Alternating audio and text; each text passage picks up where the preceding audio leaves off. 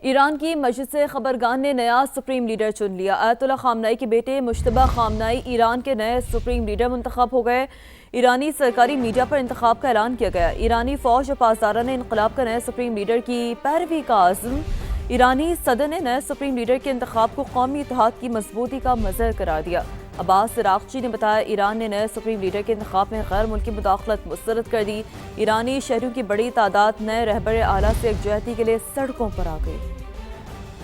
ایران کو نیا supreme leader مل گیا۔ آیت اللہ علی خامنائی کے بیٹے سید مجتبیٰ خامنائی ایران کے نئے سپریم لیڈر منتخب ہو گئے۔ ایرانی سرکاری میڈیا کے مطابق مجلس خبرگان نے مجتبیٰ خامنائی کا انتخاب کیا۔ مجلس خبرگان رہبر نے نئے سپریم لیڈر سے وفاداری کے عہد کی اپیل کی۔ مجلس خبرگان کی نئے سپریم لیڈر سے وفاداری کے عہد اور اتحاد برقرار رکھنے کی اپیل۔ نئے سپریم لیڈر کے اعلان کے بعد خطرات کے باوجود ایرانی شہریوں کی بڑی تعداد سڑکوں پر نکل آئی اور مجتبیٰ خامنائی سے یکجہتی کا اظہار کیا۔ ایرانی صدر مسعود پزشکیان نے نئے سپریم لیڈر کے انتخاب کو قومی اتحاد کی مضبوطی کا عکاس قرار دیا۔ ان کا کہنا تھا کہ فیصلے سے پیغام ملتا ہے کہ ایرانی عوام اور قیادت متحد ہیں۔ ایرانی قومی سلامتی کے سربراہ علی لاریجانی نے کہا کہ مجلس خبرگان نے دھمکیوں کے باوجود نیا لیڈر منتخب کیا۔ ایرانی وزیر خارجہ نے نئے رہنما کے انتخاب پر بیرونی دباؤ کو مسترد کر دیا۔ بیان میں کہا کہ نئے رہنما کی تقرری مکمل طور پر ایران کا داخلی معاملہ ہے۔ ایرانی فوج اور پاسداران انقلاب نے بھی نئے سپریم لیڈر کی پیروی کا عزم کیا۔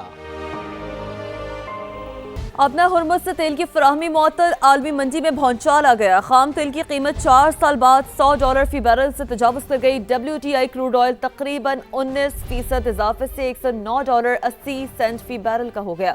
برنٹ کروڈ آئل کی قیمت میں 17% سے زائد اضافہ، قیمت $109.80 ہو گئی ہے۔ تو اپنا ہرمز سے تیل کی فراہمی معطل اور عالمی منڈی میں بھونچال آ گیا۔ خام تیل کی قیمت 4 سال بعد $100 فی بیرل سے تجاوز کر گئی ہے۔ WTI کروڈ آئل تقریباً 19% اضافے سے $109.80 فی بیرل ہو گیا۔ برنٹ کروڈ آئل کی قیمت میں 17% سے زائد کا اضافہ دیکھنے کو مل رہا ہے، قیمت $109.80 ہو گئی ہے۔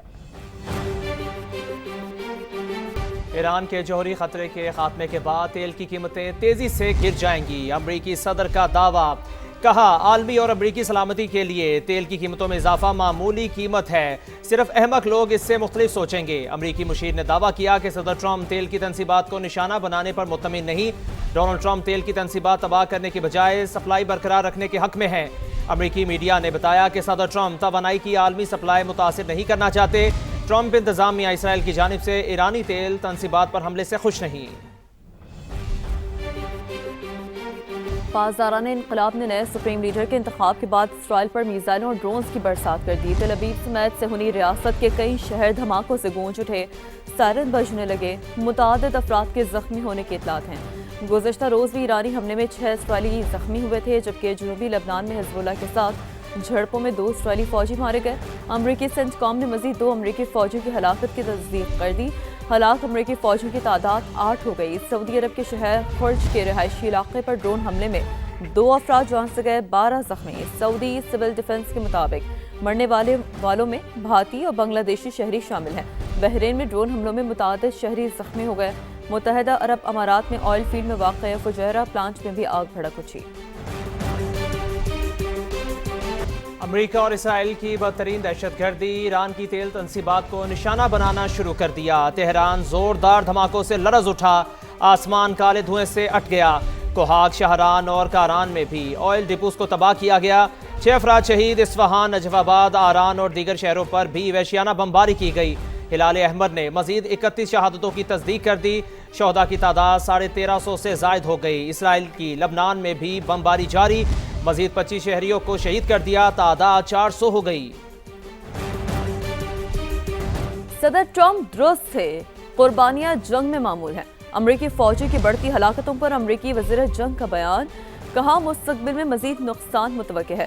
وقت آئے گا جب ایران کے پاس کوئی انتخاب نہیں بچے گا، ایران جلد ہتھیار ڈالنے پر مجبور ہو جائے گا۔ ابھی تک ایرانی فوجی اہداف پر بھاری بمباری شروع نہیں کی، موجودہ کارروائی صرف آغاز ہے، مزید سخت حملے کریں گے۔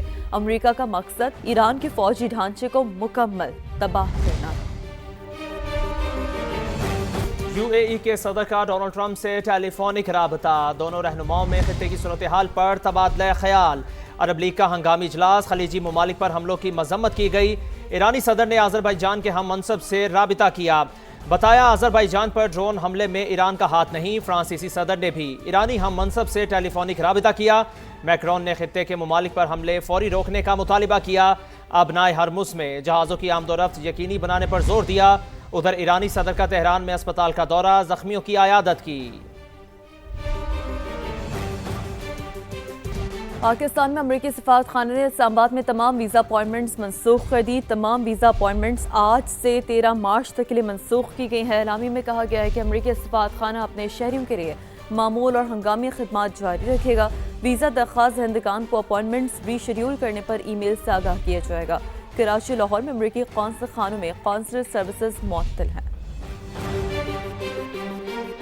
مشرق وسطیٰ میں کشیدگی، ملکی معیشت مستحکم رکھنے کا بڑا چیلنج، حکومت نے کمر کس لی۔ کفایت شعاری اور بچت کے حوالے سے حتمی لائحہ عمل کا اعلان آج کیا جائے گا۔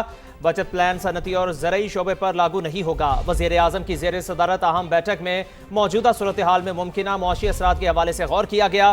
وزیر اعظم نے ملکی معاشی استحکام کے لیے بروقت اقدامات کا نفاذ ناگزیر قرار دیا۔ واضح کر دیا کہ عوام کے مفادات کا مکمل تحفظ کیا جائے گا۔ وزیر اعظم کا کہنا تھا کہ معاشی استحکام کے لیے ضروری فیصلے کیے جائیں گے۔ سرکاری ملازمین اور وزراء کو سادگی اور کفایت شعاری اپنانا ہوگی۔ وزارت آئی ٹی سرکاری وسائل کی بچت اور توانائی کا مؤثر استعمال یقینی بنانے کے لیے طلب و رسد کی نگرانی میں سہولت فراہم کرے گی۔ خیبر پختونخوا حکومت کا بڑا فیصلہ، عوام کو پیٹرول بم کے اثرات سے بچانے کے لیے صوبے میں رجسٹرڈ موٹر سائیکل سواروں کو 2200 روپے کا ریلیف دیا جائے گا۔ وزیر اعلیٰ سہیل آفریدی نے بتایا کہ 1100 روپے کی 2 اقساط دی جائیں گی۔ عوام کی سہولت کے لیے BRT کا کرایہ بھی نہیں بڑھایا جائے گا۔ مشیر خزانہ مزمل اسرم نے بتایا کہ سبسڈی پر 3.5 ارب روپے خرچ ہوں گے۔ ملک میں قیام امن کا مشن، ملک دشمنوں کے گرد گھیرا تک، سیکیورٹی فورسز کے خفیہ اطلاع پر خیبر پختونخوا کے 5 مختلف علاقوں میں کارروائی۔ بھارتی اسپانسرڈ فتنہ الخوارج کے 13 دہشت گرد ہلاک کر دیے۔ دہشت گردوں کو باجوڑ، بنو، خیبر ڈی خان اور وزیرستان میں نشانہ بنایا گیا۔ بھارتی ٹکڑوں پر پلنے والے دہشت گردوں کے خاتمے کا مشن، سیکیورٹی فورسز کے 6 اور 7 مارچ کو خفیہ اطلاعات پر خیبر پختونخوا میں 5 تیز رفتار آپریشنز، باجوڑ، بنو، ڈی آئی خان اور وزیرستان میں بھارتی اسپانسرڈ فتنہ الخوارج کے 13 دہشت گرد ٹھکانے لگا دیے گئے۔ ISPR کے مطابق سیکیورٹی فورسز نے باجوڑ میں دہشت گردوں کے ٹھکانوں کو مؤثر انداز میں نشانہ بنایا۔ شدید جھڑپ کے دوران 5 دہشت گرد ہلاک کر دیے گئے۔ ضلع بنو اور ڈی آئی خان میں 2 مختلف مقابلوں میں 3 امن دشمن جہنم واصل۔ جنوبی وزیرستان اور ڈی آئی خان میں دیگر 2 الگ جھڑپوں میں مزید 5 دہشت گرد مارے گئے۔ ہلاک دہشت گردوں سے اسلحہ اور گولہ بارود برآمد کر لیا گیا۔ مارے گئے امن دشمن متعدد دہشت گرد کارروائیوں میں ملوث تھے۔ ISPR کے مطابق ملک میں دہشت گردوں کے خلاف یہ کارروائیاں ایسے وقت میں جاری ہیں جب پاکستان افغانستان کے ساتھ سرحدی علاقوں میں درپیش سیکیورٹی چیلنجز کا مقابلہ کر رہا ہے۔ کامیابیوں کے تسلسل پر سیکیورٹی فورسز کو قومی قیادت کی تھپکی، صدر آصف علی زرداری، وزیر اعظم شہباز شریف اور وزیر داخلہ محسن نقوی نے کہا کہ دہشت گردوں کو کہیں چھپنے کی جگہ نہیں ملے گی اور اس جنگ میں پوری قوم اپنے سیکیورٹی فورسز کے ساتھ کھڑی ہے۔